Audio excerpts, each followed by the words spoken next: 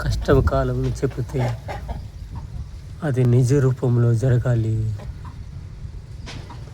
మమతా మాటలు నమ్మని బెంగాల్ ఓటర్లు మనము న్యూస్లో చెబితే అది సీఎంగా బీజేపీ నిలబడాలి. అప్పుడే ఆ మాటకు విలువ ఉంటుంది. చూస్తాము,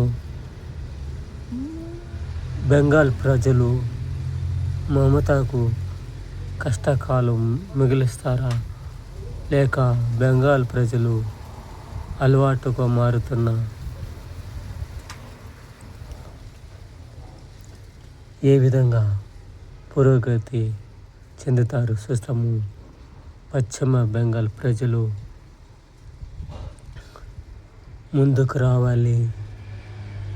కష్టకాలంలో దేశం అభివృద్ధిలో